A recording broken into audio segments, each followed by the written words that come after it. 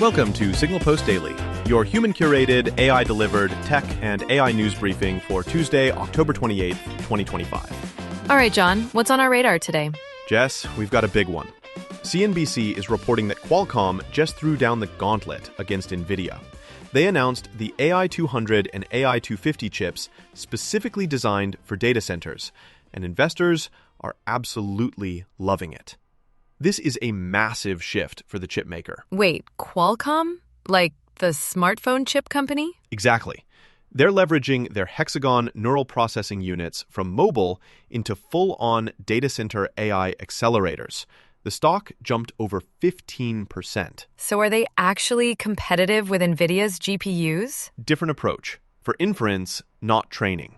The AI 200 gets 768 gigabytes of LPDDR memory and ships in 2026. The AI 250 comes in 2027 with over 10 times the memory bandwidth. Why inference instead of training? Incremental moves. Durga Maladi from Qualcomm said, quote, "We first wanted to prove ourselves in other domains, and once we built our strength over there, it was pretty easy for us to go up a notch into the data center level." End quote. So they're not trying to dethrone NVIDIA at GPT training? Right. NVIDIA owns 90% of the training market with their GPUs, but inference is where the real money moves. That's the ongoing AI usage, the thousands of times per day people hit ChatGPT or other AI services. Training is building the model once. Inference is everyone using it continuously. But here's what bugs me. NVIDIA's already entrenched. What makes Qualcomm different? Cost and energy efficiency are their whole angle. They're marketing lower total cost of ownership. The full server racks run at 160 kilowatts, same power draw as competitors, but they're claiming significantly better efficiency per inference workload. And who's actually buying this? Saudi Arabia's AI startup Humane is their first major customer. They're backed by Saudi Arabia's Public Investment Fund, and they're planning to deploy 200 megawatts of compute infrastructure starting in 2026. That's a massive commitment. Not some pilot program. We're talking about real, significant demand out of the gate. So the market's actually betting on this working? That's what investors are pricing in. When more chip makers compete, it fundamentally changes the supply constraints that have been pumping up AI valuations. Remember we covered the AI bubble story on Sunday? More competition means supply becomes less scarce, prices normalize, and suddenly some of those sky-high AI company valuations don't look as justified. So basically, when competition enters markets like AI infrastructure that have been supply constrained, things normalize? That's the thesis. More chips, more access, less scarcity premium on AI compute. Which means some of those AI companies trading at massive valuations are going to face real scrutiny when the hardware costs actually come down. Got it. Next story? Jess, PayPal just made one of the biggest moves in fintech history. According to Bloomberg and CNBC, they partnered with OpenAI to be the first payments wallet inside ChatGPT. The first? That's a meaningful distinction. Super meaningful.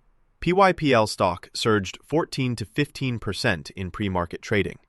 We're talking a jump from $70 to $81 a share, basically back to February levels. ChatGPT has over 700 million weekly active users, and PayPal is now their direct payments backbone starting 2026. But why did the market react so strongly? Everyone knew this was coming. Execution and specificity. CEO Alex Chriss told CNBC, quote, "Hundreds of millions of loyal PayPal wallet holders can now click Buy with PayPal on ChatGPT and have a safe, secure checkout experience." End quote. That's rolling out in 2026. It's not vaporware. It's a committed product launch. John, I'm sensing a pattern, though. Any company announcing an OpenAI partnership gets a stock pop. Is this hype or real substance? Skepticism's fair, but this is genuinely different. PayPal's not just a payment button on ChatGPT. They're handling the entire merchant backend infrastructure. They're managing routing, payment validation, even connecting their global merchant network to ChatGPT.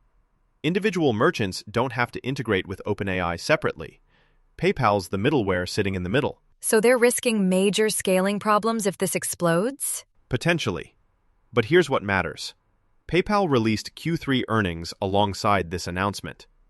Q3 revenue grew 7% to $8.4 billion. Earnings per share jumped 32% year over year. They also raised full-year earnings guidance and announced their first-ever quarterly dividend in 27 years. So this OpenAI deal isn't hype riding on thin fundamentals. There's real business momentum backing it. Speaking of companies using AI internally, Vercel did something wild at their Ship AI event. They cut their inbound sales team from 10 people down to 1 using an AI agent. Wait, one person? How's that work? Business Insider broke it. Vercel's COO built an agent trained on their top salesperson, basically machine learning how their best closer operates. It reviews inbound messages, filters spam, qualifies leads using OpenAI's deep research, and drafts responses. A human manager reviews everything in Slack and provides feedback so the agent gets better. So the agent's handling what the sales development reps used to do. Exactly. The 9 displaced reps moved to outbound prospecting, which Vercel says is higher value, more complex work.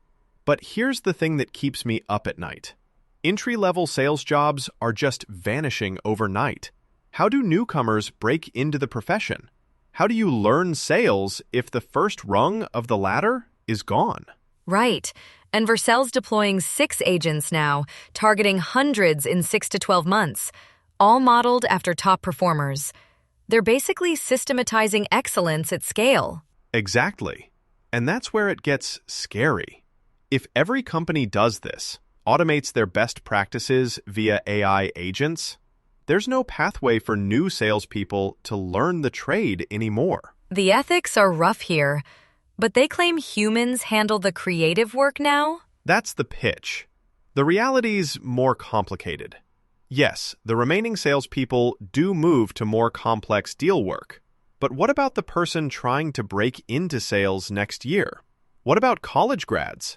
There's no entry-level rung anymore.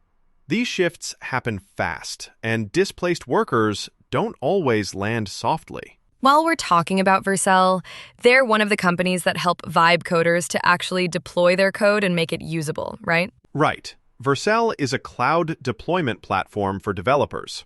Think of it as the infrastructure that makes it easy to build and ship web applications fast.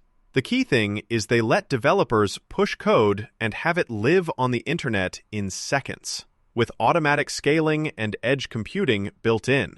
They're one of the companies powering a lot of the AI-generated, quickly built startup software that's exploded in the last year or so. Okay, final story. X is retiring the Twitter.com domain. November 10th deadline. And anyone using hardware security keys like YubiKeys or passkeys has to re-enroll or lose access completely. Is this serious or just rebranding theater? Both.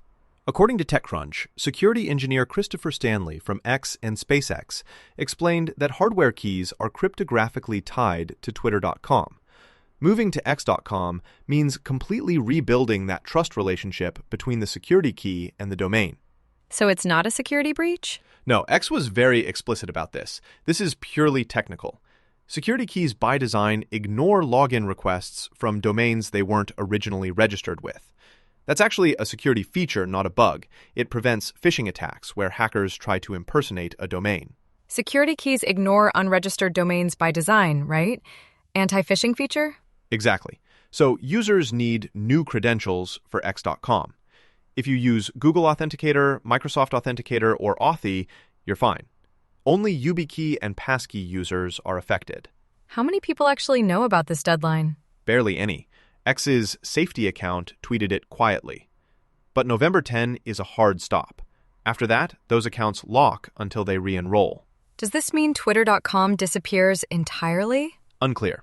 X hasn't said if it's just for security purposes or if the entire Twitter.com domain is going away. But given the aggressive rebrand push to X.com across everything, I'd bet it's going away completely. It's literally the end of an era. End of an era for that domain, really. Yeah. Tweets will always be tweets to me, though, no matter what they call them. For anyone listening who uses hardware keys, November 10th is your deadline. Go to x.com/settings, security and account access, two-factor authentication, manage security keys. Re-enroll before you forget, or you're locked out permanently. And I mean permanently. After that date, no access to your account until this is sorted. This isn't optional. That's it from us for today. Thanks for breaking all of this down for us, John. That's what I'm here for. We covered a lot. Qualcomm shaking up the chip market, PayPal positioned as the payments backbone for AI shopping, Vercel automating sales jobs, and the end of the Twitter.com domain. If you want to send thoughts on any of this, send an email to feedback@signalpostdaily.com.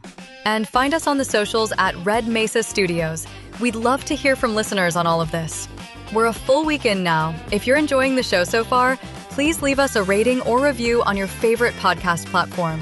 Thank you, friends, for tuning in to Signal Post Daily. Stay curious, and we'll talk tomorrow. Bye-bye.